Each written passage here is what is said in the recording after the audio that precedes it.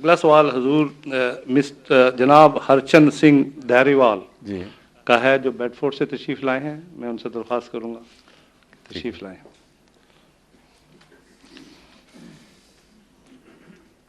یہ asset African سکھ ہیں یا براہ راست پنجاب سے تشریف لائے ہیں؟ یہ بیڈ فورڈ سے تشریف لائے. نہیں وہ تو ہے، میں کہتا ہوں ایسٹ افریقہ سے ہو کے آئے ہیں یا براہ راست پنجاب سے تشریف لائے ہیں؟ پنجاب سے. پنجاب سیدھا، ٹھیک ہے. میں ہرچند سنگھ ਧਾਲੀਵਾਲ ہوں اور میں ਗੁਰੂ ਨਾਨਕ ਨੂੰ ਮੰਨਦਾ. ਜਦੋਂ ਬਾਬਾ ਮੱਕੇ ਗਏ ਸਨ ਉੱਥੇ ਕੀ ਪ੍ਰਸ਼ਨ ਉੱਤਰ ਹੋਏ ਸੀ ਔਰ ਤੁਹਾਡਾ ਉਹਨਾਂ ਵਾਸਤੇ ਕੀ ਖਿਆਲ ਹੈ? تشریف رکھو.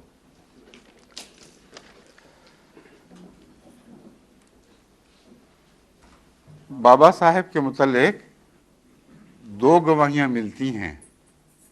ایک یہ کہ وہ مکے گئے تھے، ایک یہ کہ وہ بنارس بھی گئے، اور دوسرے ہندوؤں کے جو بڑے بڑے مرکز تھے وہاں بھی گئے. ٹھیک ہے نا یہ بات؟ لیکن ایک فرق ہے، آپ کا کسی منظر میں جا کر ہندوؤں کی طرح عبادت کرنا ثابت نہیں ہے، بلکہ اگر کوئی کہے تو جھوٹا الزام ہے، کیونکہ آپ توحید کے قائل تھے. مگر مکے جا کر نمازیں پڑھنا اور حج کرنا آپ کا ثابت ہے. ٹھیک ہے نا بات؟ اس سے پتہ چلا کہ مکہ جانا اور بات ہے اور تیرتھ کی زیارت کرنا اور بات ہے. وہاں پیغام توحید دینے گئے تھے، اور مکے میں جا کر آپ نے جب مسلمانوں والے فرائض سر انجام دیے تو اس سے پتہ چلتا ہے کہ وہ اللہ تعالیٰ کے ایک برگزیدہ ولی مسلمان انسان تھے. ایک بات آپ کی روایتوں میں ایسی داخل ہے جس کی وجہ سے وہ لوگ جو پسند نہیں کرتے کہ گرو بابا نانک کو ایک مسلمان ولی مانا جائے، وہ دلیل کے طور پر پیش کرتے ہیں کہ وہ ولی نہیں تھے بلکہ اپنا مذہب ایک نیا تھا اور مرتبہ تھا. وہ واقعہ یہ بیان کرتے ہیں کہ آپ خانہ کعبہ کی طرف ٹانگیں کر کے بیٹھے ہوئے تھے، اور کسی متولی نے آپ کو آ کے روکا اور کہا یہ مناسب نہیں ہے. تو انہوں نے جس طرف ٹانگیں کی، خانہ کعبہ اٹھ کے اس طرف چلا گیا. یہ روایت ہے جو آپ کے لٹریچر میں داخل ہے. اگر اس کو آپ سچا مانیں تو خانہ کعبہ تو خدا کی توحید کا نشان ہے. حضرت گرو بابا نانک کے اوپر بڑا حرف آئے گا پھر کہ اللہ تعالیٰ کی توحید آپ کے پاؤں کے نیچے ہے. یہ یا تو کشفی نظارہ ہے اس کو بتانے کے لیے کہ خانہ کعبہ تو دراصل خدا کا مظہر ہے اور خدا ہر جگہ ہے، اس لیے ٹانگیں جدھر بھی کرو گے وہاں خدا موجود ہوگا. یہ وہ بات ہے جو قرآن کریم نے اسی طرح بیان فرمائی ہے. خانہ کعبہ کے ذکر پہ فرماتا ہے فَأَيْنَمَا تَوَلُّوا فَثَمَّ وَجْهُ اللَّهِ. جدھر منہ کرو گے ادھر خدا ہی خدا ہے. تو یہ چونکہ قرآنی مضمون کے مطابق ہے، اس لیے میں اس کی یہ تعبیر کرتا ہوں کہ اس شخص کو سمجھانے کے لیے کہ یہ ولی اللہ انسان ہے، تم اس کی حکمتیں نہیں سمجھتے، یہ نظارہ دکھا دیا گیا ہوگا.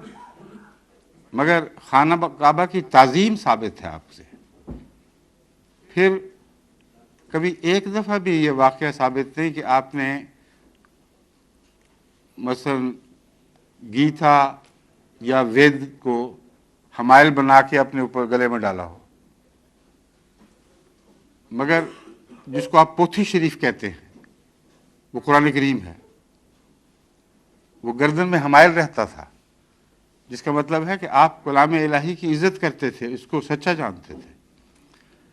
پھر آپ کا چولا ہے جو اس پر لا الہ الا اللہ محمد رسول اللہ، سورہ فاتحہ اور تمام قسم کی دعائیں اور قرآنی آیات لکھی ہوئی ہیں.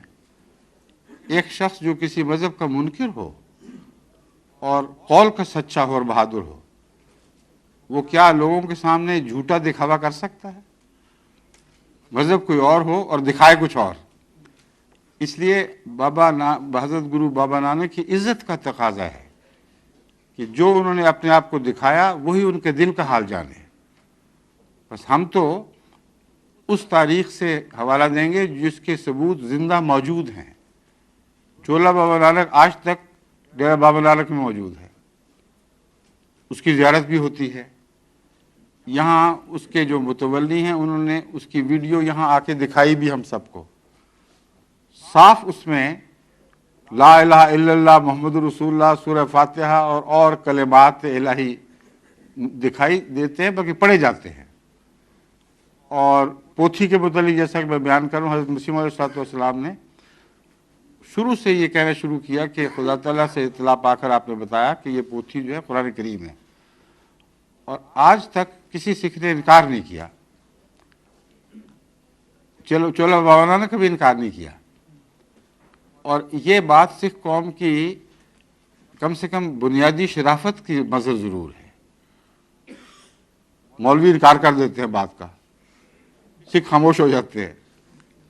وہ دوسرے دلیلوں کے ذریعے ٹالنے کی بات کوشش ضرور کرتے ہیں، مگر جھوٹ نہیں بولتے اس معاملے میں. تو یہ دو باتیں ایسی ہیں جن سے میں سکھ قوم کا مداح ہوں اس بات میں کہ انہوں نے کم سے کم یہ تو کیا کہ انکار نہیں کیا کہ پوتھی پہ یہ لکھا ہوا ہے یا ان کے چولے پر یہ لکھا ہوا ہے. ایک اور بات جو گرو بابا نانک کے متعلق سکھ پیش کرتے ہیں، وہ کہتے ہیں انہوں نے ملا کے خلاف بہت کچھ کہا ہے. جس طرح پنڈت کے خلاف کہا اس طرح ملا کے خلاف بھی کہا. یہ درست ہے، لیکن میں ان سے پوچھتا ہوں کہ جس طرح ویدوں کے خلاف کہا، قرآن کے خلاف بھی کچھ کہا؟ کچھ نہیں کہا. تو یہ سیدھی سادی باتیں ہیں، دو ٹوک.